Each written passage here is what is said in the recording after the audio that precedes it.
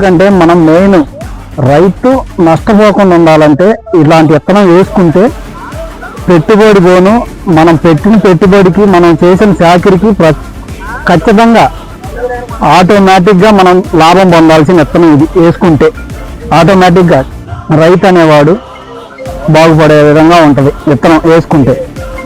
మీరు చూసుకుంటే ప్రతి గెనుపు కాయ చూస్తున్నా కూడా బరువు ఎక్కువగా ఉంది, గింజ శాతం ఎక్కువగా ఉంది, వైరస్ను తట్టుకునే విధంగా ఉంది.